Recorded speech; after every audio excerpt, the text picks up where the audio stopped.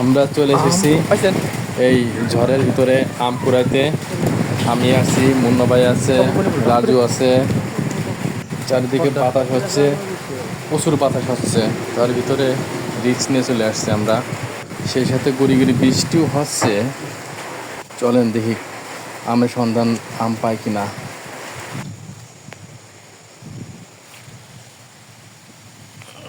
হয়ে গেছে।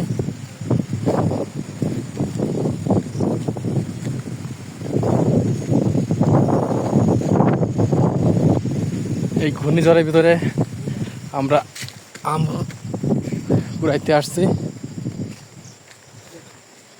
ওই একটা, এই যে একটা, ওইটা পুড়ে ফেটে গেছে। দুইটা পাইছি, আমি দুইটা পাইছি। এখানে কোনটা তুমি দেখলাম ভাই? ও মুন্না ভাই 3টে 4টে পাইছে। ও এখানটা দেখলাম না, কি পাতা দেখলাম। হুম,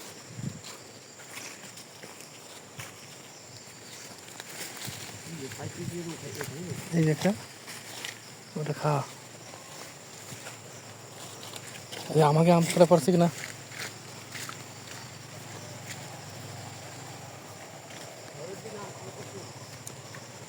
আমাদের গাছতলায় পড়েছে কিনা একটু দেখি।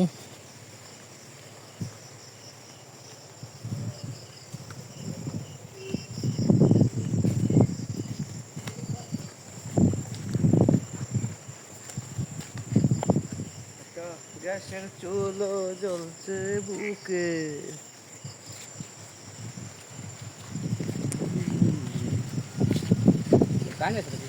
হ্যাঁ, খানিছে নামবেন নিচে। চলেন তাই, যান তো, আসেন। রাজু রাজু রাস্তা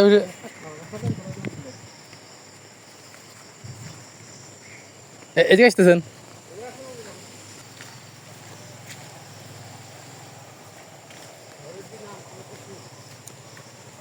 আমাদের গাছতলায় পড়েছে কিনা একটু দেখি।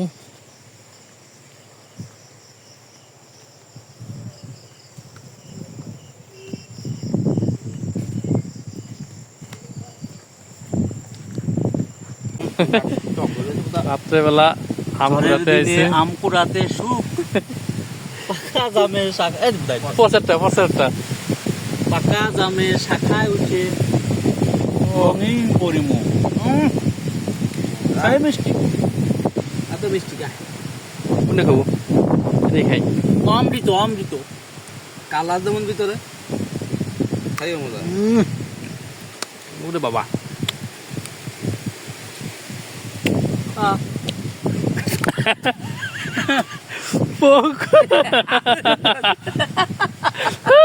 গাল গাল গাল।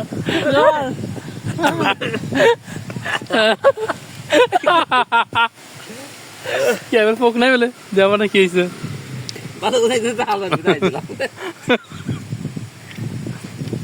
লাই খাতে গেছ?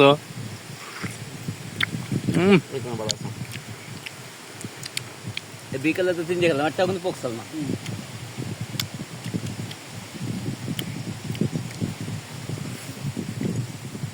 মজা, খালি পোক বাদে সবই মজা।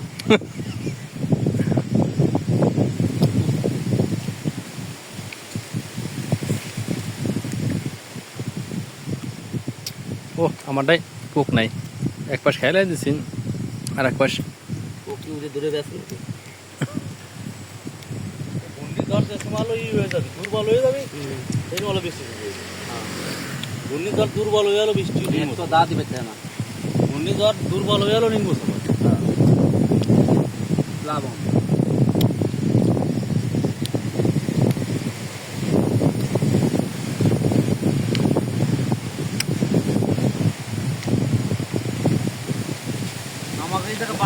আমাকে থেকে বাতাসের এই শোষণ, তাহলে উপকূলীয় অঞ্চলে কি হচ্ছে?